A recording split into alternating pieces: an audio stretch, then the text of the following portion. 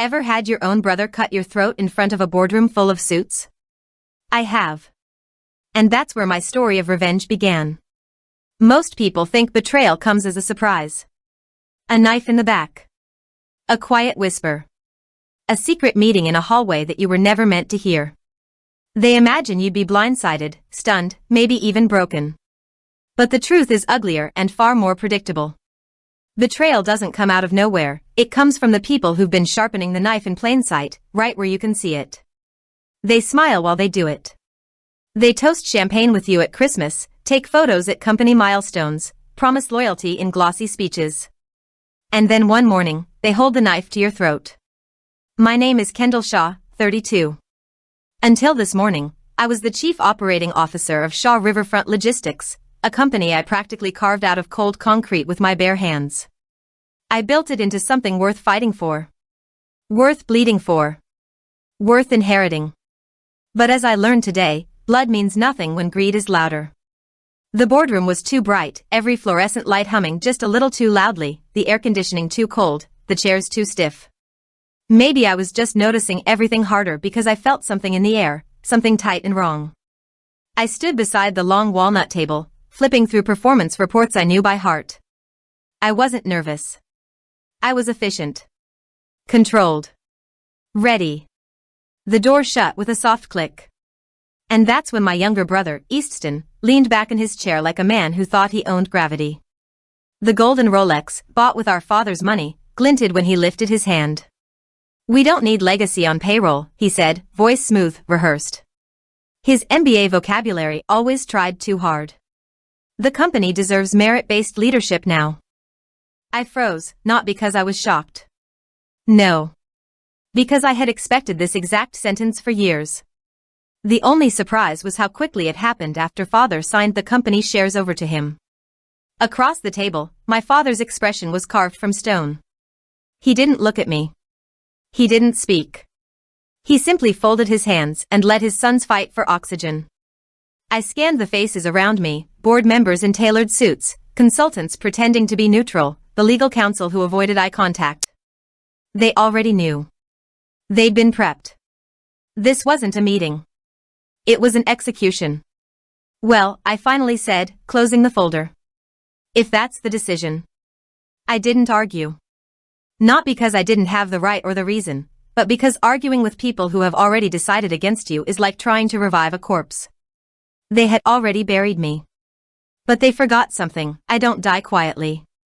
I stood up, straightened my jacket, and walked out. My pulse was pounding, slow and hard, like a war drum. My face didn't show it. Years of corporate battles taught me how to keep storms off my skin. But inside? Inside, something dangerous was crystallizing. Something sharp. Not just anger, clarity. I wasn't being destroyed. I was being freed. The next morning, I arrived before sunrise. The building was still waking up, the security lights buzzing, the cleaning crews carts squeaking across the marble floors. My keycard still worked. Of course it did. They'd fired me, but they hadn't figured out what they'd actually fired. When the elevator opened to the executive level, Emerson, my assistant of 7 years, rushed toward me. His tie was crooked, his hair a disaster, his face a storm of panic and loyalty. Kendall, your brother's insane, he whispered. He thinks cutting you out will make him look strong. He can't erase a decade of your work with one vote.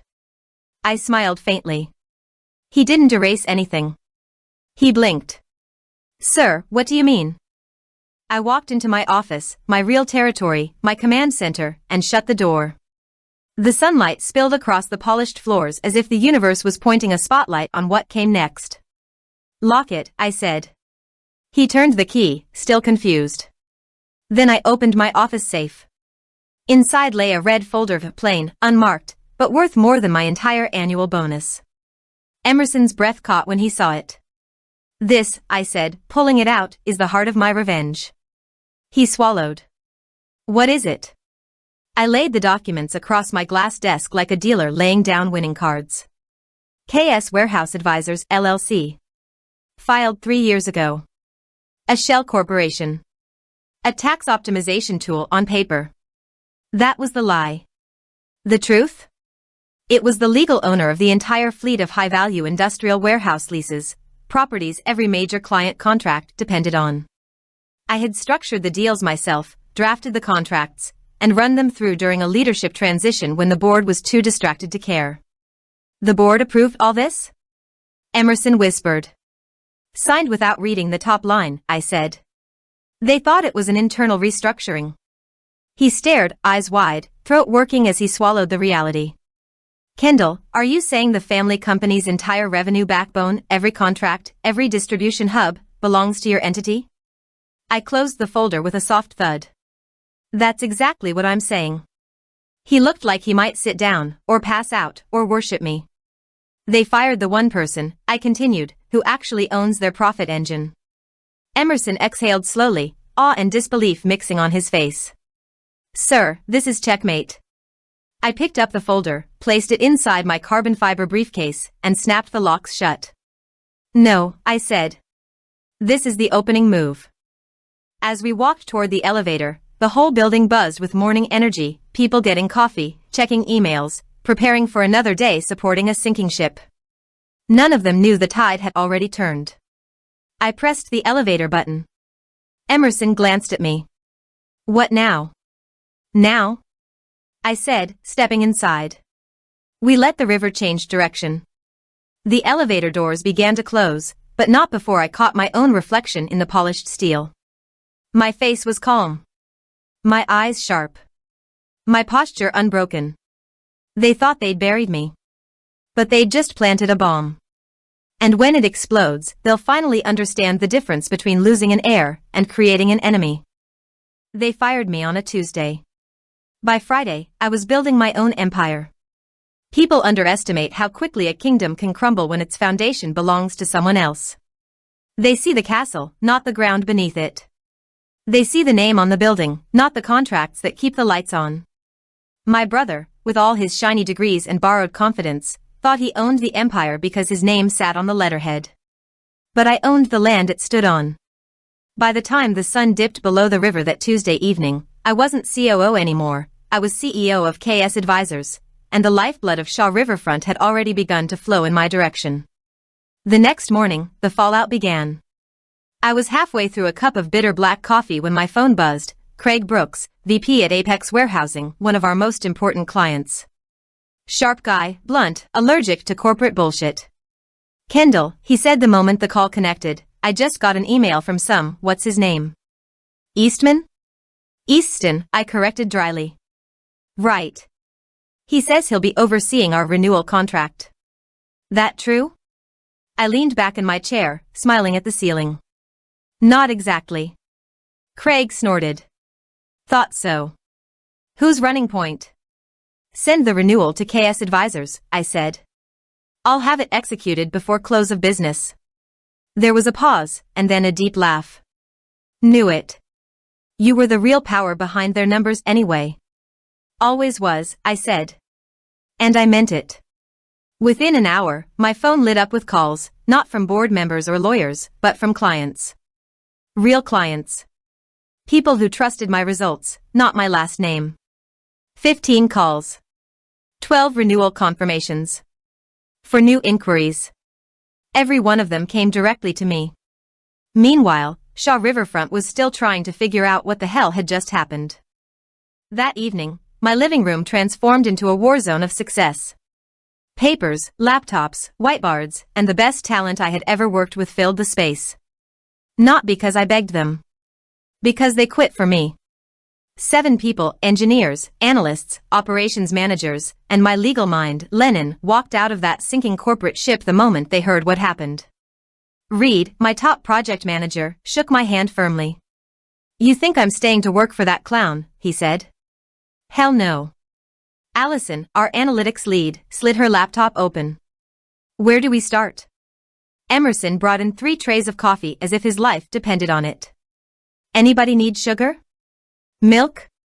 Blood from Kendall's enemies? Everyone laughed, and for a moment, the heaviness lifted. But only for a moment. This wasn't a reunion. It was a declaration of war. I cleared my throat, tapping a marker against the whiteboard.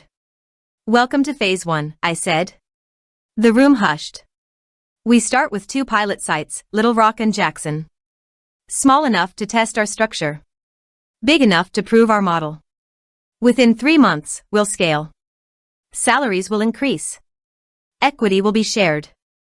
And no one, no board, no family, no entitled heir, will ever control your futures again. Reed grinned. That's what I'm talking about. Lennon opened his briefcase and placed a stack of documents on the table. Here are the official filings. KS Advisors is legally recognized. We'll need signatures. One by one, they signed, pens scratching across paper, each stroke sealing a new chapter. When the last signature dried, I looked at the stack, thick, powerful, alive. My chest tightened, but not with anxiety. With satisfaction. They took my office, I said quietly. So I took their foundation. And everyone nodded.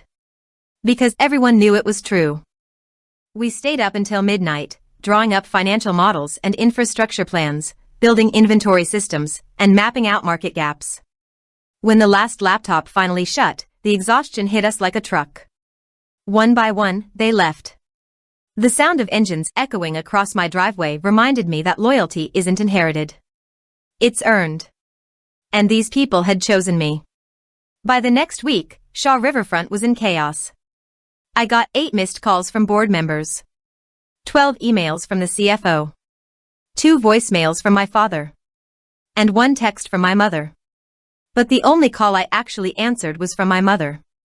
She was sitting in her favorite armchair when I visited, pearls around her neck, tea in her hand, framed family portraits behind her. She looked smaller than I remembered. Your father is upset, she said softly. He says you're being rash. Rash. That's what he called losing the company's golden goose. I sat down, crossing one leg over the other. Tell him I'm busy. Kendall, he wants you to come to the office. No, I cut in. He wants me to come back so he can pretend to fix the mess he created. Her eyes flickered downward. This isn't how family behaves. I breathed out slowly. No, Mom. This is exactly how family behaves. You just never saw it. She looked at me like she wanted to argue, but she didn't. Because somewhere deep inside, she knew I was right. Blood runs thicker than water, she whispered. Blood runs when contracts are broken, I replied. And that was the end of the conversation. The board tried calling again a day later. And again. And again. They invited me to an emergency recovery meeting. They sent the legal team. They sent a consultant. They even sent my uncle to talk sense into me. But I ignored them all. I wasn't the COO anymore. I wasn't their subordinate. I wasn't their safety net. I was their competitor. And I planned to bury them. 2 weeks later, KS Advisors had secured 8 contracts, finalized 2 large leases, and hired 15 new employees. We launched our digital optimization system, slashing turnaround times by 27%. Our numbers skyrocketed. Meanwhile, Shaw Riverfront was bleeding millions. The CFO tried emailing me, something about collaborating to maintain historic partnerships. Historic partnerships? They were only historic because I held them together. I deleted the email. One night, Reed barged into my office, holding a tablet. His face was pale except for the furious flush on his cheeks. You need to see this, he said. He handed me the tablet. It was a forwarded email, leaked from Shaw Riverfront. A desperate internal memo. Subject, urgent, revenue crisis. From, CFO. To, Board of Directors. Since Kendall's departure, client renewals have dropped 68%. Several major accounts have shifted to his entity, KS Advisors. These contracts were previously believed to be under Shaw Riverfront, but our review indicates that property and lease ownership is legally under KS Advisors. We are now dependent on subcontracting through KS Advisors to fulfill existing obligations. Immediate restructuring is required. Reed looked at me, half horrified, half impressed. They just realized their company doesn't own its own backbone. I smiled slowly. Took them long enough. They're panicking, he said. Easton's trying to damage control. He wants a meeting. Let him want, I replied. Reed laughed. I swear, your brother must be losing his mind. I shrugged. He already lost the company. Mind is optional at that point. We shared a silent moment, the kind of silence thick with both disbelief and triumph. Then I closed the tablet. Time for phase 2. I wasn't content with simply taking their contracts. I wanted to rebuild what I never got to build under their roof. To create something leaner, smarter, stronger. A company free of nepotism and ego. Over the next few weeks, we built a real-time transportation analytics dashboard, a hybrid leasing model, a warehouse optimization pipeline, an employee equity program, a rapid deployment logistics team, a proprietary routing algorithm. Every idea the board once rejected. Every innovation they dismissed because it didn't come from Easton. Every system they refused to fund because they were too afraid to move without a consultant's permission. Now we implemented all of it. And it worked. Better than I expected. We expanded to 3 states. Then 5. Then 8. We broke even in 41 days. We surpassed Shaw Riverfront's monthly revenue by day 63. And by day 70? Shaw Riverfront had officially entered high-risk operational territory. Meaning, the company was collapsing. Meaning, my brother was drowning. Meaning, I had won. One evening, as we finalized the final paperwork for a multi-state expansion, Lennon closed his laptop and looked at me. You know, he said, you didn't just rebuild your life. I raised a brow. What did I do? You created an empire. I leaned back, folding my hands behind my head. No. I just created what should have existed all along. He nodded slowly. Fair. We both knew what he wasn't saying. This empire didn't rise from opportunity. It rose from betrayal. And betrayal makes for excellent fuel. By the time the family realized I had stolen the heart of their empire, it was already beating inside mine. They tried to erase me. Instead, I rewrote the ledger, and I wasn't done yet. 6 months later, my revenge stood 20 stories high, with my name on every wall. I never thought I'd feel the thrill of watching my former empire crumble while I sat on top of my own. Not because I'm cruel. Not because I'm heartless. But because there is a particular satisfaction in letting those who underestimate you witness their own collapse, slow, inevitable, and undeniable. The Memphis Warehousing Symposium was buzzing when I arrived that morning. Executives in crisp suits, journalists with pads and cameras, clients scuttling between booths, everyone waited to see the new era of logistics. And at the center, standing under a banner that read KS Advisors, was me. No trace of Shaw Riverfront. No hint of the brother who betrayed me. I smiled to myself. The people here didn't know the full story. They would eventually. And when they did, it would sting. The stage lights reflected off my polished shoes as I walked to the podium. Cameras flashed. The air smelled of fresh coffee, cologne, and ambition. I gripped the microphone, glanced at the audience, and let my voice carry. Ladies and gentlemen, I am proud to announce a $20 million national contract with Apex Warehousing, I said, letting the numbers linger. 28 logistics sites across the United States, all optimized through KS Advisors' proprietary systems. Today marks a new era in efficiency, transparency, and accountability. Polite applause. Some whistles. Some murmurs. But more than anything, respect. I glanced at the side of the stage and saw Reed, my project manager, giving me a thumbs up. He had been there from the beginning, helping me dismantle their empire from the inside. Loyal to the end. A soldier in my silent army. And somewhere in the audience, I imagined, someone's stomach was turning. Easton, my brother, the man who had once sneered at my so-called legacy, had no idea. He was scrambling at Shaw Riverfront, sending frantic emails, trying to salvage contracts that were legally, and functionally, out of his reach. I loved that moment. I loved it because revenge isn't about shouting. It's about quiet control. It's about power. After the announcement, I walked back to my glass-walled office in East Memphis. From here, I could see the Mississippi River cutting a steady, brown path through the city. Barges moved slowly, cargo sliding from port to port, water carrying more weight than most people ever realize. I watched, thinking, steady, persistent, unstoppable, like me. My phone buzzed. A text from Reed. They just sent a request for additional capacity. They don't know we own the leases. I smirked. Quote them 55% above market. Cash in advance. A few taps later, the email was sent. Savage, Reed said, laughing in my office. No, I corrected softly, leaning back in my chair. Strategic. We both knew the difference. From that moment, the next weeks were a blur of contracts, expansion, and restructuring. I had built KS Advisors not only as a replacement but as a superior iteration of Shaw Riverfront. Every weakness they had exploited, I had fortified. Every inefficiency, eliminated. Every disloyalty, accounted for. Clients flocked to us, not because of family name, but because of results. Because we delivered on promises the old company had barely fulfilled. Every call I took, every meeting I led, every contract I signed reminded me of the boardroom betrayal, the sneer from Easton, and the silence of my father when the knife went in. It fueled me.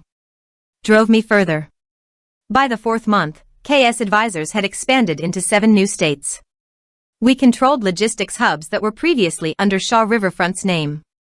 The financial dashboard was green across the board. Revenues climbing. Margins soaring. Employees motivated. Loyalty secured. Meanwhile, the news from Shaw Riverfront became impossible to ignore. 30% layoffs, Reed said, scanning the tablet. Easton stepping down as CEO. They're bleeding. I didn't even smile. I allowed myself the luxury of a slow exhale. The collapse was happening on its own schedule, like gravity, like entropy, like justice. Then came the real test. The phone rang. Unknown number. Corporate standard. I answered. Mr. Shaw. Easton. He wants a meeting, the receptionist said nervously. I laughed softly, sinking into my chair. Tell him I'm in negotiations. Busy negotiations. They called me a legacy. A symbol. An old line item. They thought firing me erased years of work, loyalty, and knowledge. They were wrong. I didn't just replace the system. I owned it. Every distribution hub, every contract, every lease, all under KS Advisors. And every day, my name grew louder while theirs faded. By the 6th month, my empire was unmistakable. The Memphis skyline reflected my ambition. Our logo, clean and modern, adorned every building we leased. Stock prices, not public but reported in trade journals, were rising steadily. Competitors tried to mimic our model, but imitation is never innovation. And I had innovation stitched into every layer of my operations. The final blow came quietly. A news alert. Shaw Riverfront announces major layoffs and restructuring. Easton resigns as CEO. Company revenue down 47% since departure of COO Kendall Shaw. Reed laughed, sliding the tablet across the desk. Guess someone's finally getting it. I didn't need to respond. I didn't need to gloat. The numbers spoke for themselves. Their empire, the one built on our father's legacy, old contracts, and hollow confidence, was now subordinate to mine. Shaw Riverfront had become a subcontractor. Their role reduced to overflow work at inflated rates. Their clients? Mine. Their contracts? My leases. Their boardroom? Irrelevant. And the final sting? I watched Easton's public statement. I apologized to shareholders and clients. KS Advisors now holds a controlling interest in many operations previously managed by Shaw Riverfront. My resignation is effective immediately. I walked to the window of my office, hands in pockets. The Mississippi River moved slow and steady below, just like it always had. Just like me. I thought of my father, silent when betrayal struck. I thought of my mother, telling me that blood runs thicker than contracts. I thought of my brother, so sure that he could erase me with a signature and a suit. And I realized. Blood doesn't run thicker than contracts. But contracts can make blood run cold. I turned from the window and looked at my war room. Screens glowed with dashboards, numbers climbing, plans executing. Employees moving seamlessly like parts of a machine finely tuned. My empire wasn't just surviving. It was thriving. And the people who tried to bury me had become spectators. I walked back to my desk, placed a glass of whiskey on the corner, and allowed myself a slow, triumphant sip. Not out of joy. Not out of malice. But out of satisfaction. Because revenge, when done right, isn't a moment. It's a lifetime. It's being the river while they are just a broken dam. Weeks later, when KS Advisors secured another $15 million contract, I finally allowed a private smile. The family had lost almost everything. Easton had disappeared from industry news. My father sent a brief, awkward congratulations email, which I left unread. My mother, proud but wary, visited once, said little, and left. The point wasn't humiliation. The point wasn't cruelty. The point was inevitability. I had been wronged. I had been betrayed. I had been erased. But I rebuilt. I conquered. I rose. They fired Kendall Shaw, but they created KS Advisors, the empire that buried them. In business and blood, revenge isn't about getting even. It's about getting ahead and staying there forever.